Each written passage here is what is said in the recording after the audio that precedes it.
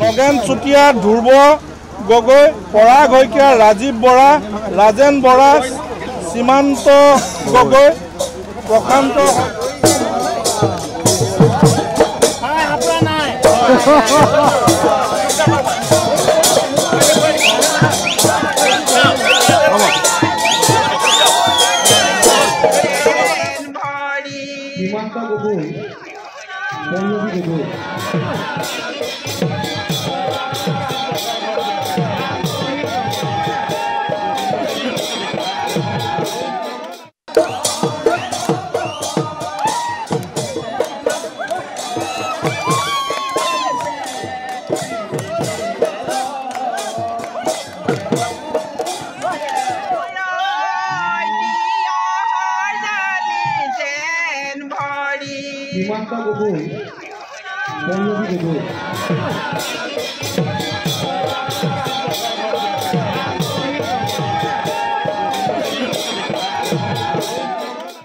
ঐতিহ্য পৰম্পৰা ৰক্ষা কৰি বোকাখাটৰ গড়মূৰ গাঁৱত সামূহিকভাৱে আয়োজন কৰা হৈছে বিবাহ আৰু এই বিবাহত 32 জোৰা দৰা কইনাই একেলগে বিবাহ সম্পন্ন কৰিব। গাঁওবাসী উৎসাহ দেখিবলৈ পোৱা গৈছে আৰু আমি দেখুৱাইছোঁ যে গড়মূৰ গাঁৱৰ যিসকল জ্যেষ্ঠ এই জ্যেষ্ঠসকলে দৰা আদৰি আনিছে। যিহেতু এই গড়মূৰ গাঁৱত কেইদিনমান পিছতে ইয়াত মহাভাগৱত পাঠ আৰু মহাপালনাম অনুষ্ঠিত হ'ব। তাৰ বাবে ইয়াত যিসকল আবিয়ৈ দৰা যিসকল লোক আছিলে, যিসকলে পূৰ্বতে অন্য পন্থাৰে যিসকলে বিবাহ সম্পন্ন কৰিছিলে, তেখেতসকলে এতিয়া সামূহিকভাৱে ৰাইজৰ সন্মুখত একেলগে দৰা কইনা সাজি ইয়ালৈ আহিছে আৰু যি অসমীয়া সমাজৰ যি বিবাহ পৰম্পৰা, সেই বিবাহ পৰম্পৰা ৰক্ষা কৰি গড়মূৰবাসীয়ে এই সামূহিক বিয়া ইয়াত আয়োজন কৰিছে। খোৱা বোৱাৰ সকলো ব্যৱস্থা ৰাখিছে।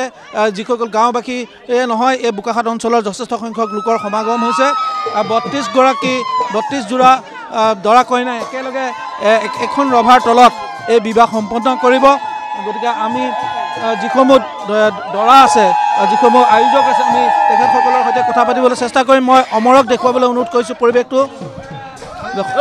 সকলোৱে যিহেতু ইয়াত ঢোল বাজিছে, তাল বাজিছে, যি বিয়াৰ যি ধৰণৰ নিয়ম আমি গ্ৰামাঞ্চলত থাকে, সেই নিয়ম ৰক্ষা কৰা দেখিবলৈ পোৱা গৈছে। আৰু আমি সুধিবলৈ চেষ্টা কৰিম, তেখেতসকলৰ লগত কথা পাতিবলৈ চেষ্টা কৰিম যে তেখেতসকলে ইয়াত যথেষ্ট, মই 55 বছৰীয়া দৰাকো আমি ইয়াত পাইছোঁ। আমি এজন দৰাৰ সৈতে কথা পাতি কৈ দিম। আপোনাক প্ৰথমতে শুভেচ্ছা জনাইছোঁ, আজি সামূহিকভাৱে বিবাহ সম্পন্ন কৰিব। ধন্যবাদ। কথা হ'ল কি, আমাৰ যি সমূহ গড়মূৰবাসী ৰাইজে আমি একলগ হৈ পেলাই আমি মানে আগতে আমি গন্ধৰ্ব বিবাহ পাতিছিলোঁ। এতিয়া আমি সামাজিক বান্ধোন খাবৰ কাৰণে সকলোৱে মিলি, ভতিজাও আছে, হেৰি আছে, এতিয়া দেখিছোঁ ল'ৰায়ো হেৰি কৰি আছে, ফূৰ্তি কৰি আছে। আপোনাৰ ল'ৰাও আছে? ল'ৰা আছে, মোৰ ল'ৰা 3টা। কিন্তু সমাজ ব্যৱস্থাৰ লগত মিলিজুলি থাকিবৰ কাৰণে এই বিয়াত বহিব লগা হৈছে। আৰু এইটো নেক্সট প্ৰজন্মৰ কাৰণেও এটা দেখুওৱা হৈছে, যাতে এইবোৰ হেৰি কৰিব নালাগে, ভৱিষ্যতে এনেকুৱা ভুল কৰিব নালাগে, কৰিলেও লগে লগে সমাজৰ বান্ধোন হৈ বিবাহ পাশত আবদ্ধ হ'ব লাগে। আৰু মই পালনাম সমিতিৰ অভ্যৰ্থনা সমিতিৰ সভাপতি আছে, মই আপোনাৰ পৰা জানিম এই আয়োজন। মই ধৰক যোৱাকালি সকলোকে একত্ৰিত হৈ পেলাই মই কুৰাবাৰী সত্ৰৰ সত্ৰাধিকাৰ শৰণ, আমাৰ 58গৰাকী শৰণ লোৱা হ'ল। আজি সামূহিকভাৱে বিয়া পতাৰ এটা সিদ্ধান্ত কৰা হ'ল। এই সিদ্ধান্ত মৰ্মে আজি এই সমাৱেশত সকলোকে একত্ৰিত হৈ আমি মৰম চেনেহ আদৰে যেন আমি কেনেকৈ কৰ্মভাগ সমাপন কৰোঁ আৰু কেনেকৈ আমি সিদ্ধান্ত কৰোঁ, সেই বিষয় লৈ আমি আজি সকলোকে একত্ৰিত হৈ পেলাই এই কৰ্মভাগ আৰম্ভ কৰিছোঁ। মই ধন্যবাদ জনাইছোঁ আৰু অমৰক মই পৰিৱেশটো দেখুৱাবলৈ অনুৰোধ কৰিম। যিহেতু দৰাসকল একেলগে বহিছে, মই এই পালনাম সমিতিৰ সম্পাদক নিজে ইয়াত দৰা হিচাপে বহিছে। মই আপোনাক অকণমান বিচাৰিছোঁ, যিহেতু মহাপালনাম আৰু ভাগৱত পাঠ হ'ব, তাৰ পূৰ্বে গাঁওবাসীয়ে যি সামূহিক বিবাহ আয়োজন কৰিছে,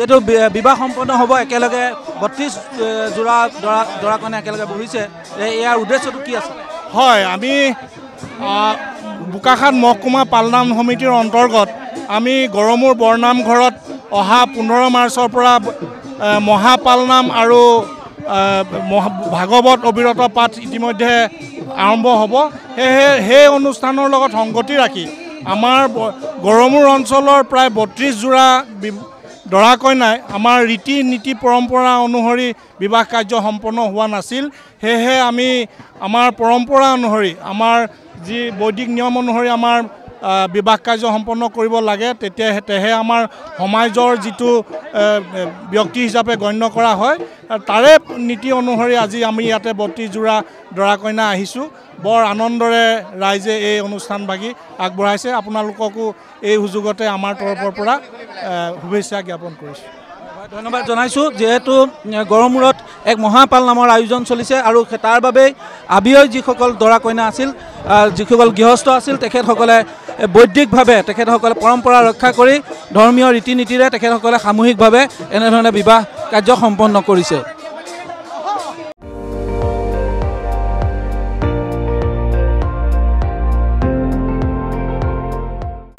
আপুনি চাই আছে ND24 সৰ্বশ্ৰেষ্ঠ নহয় সৰ্বোত্তমৰ দৌৰ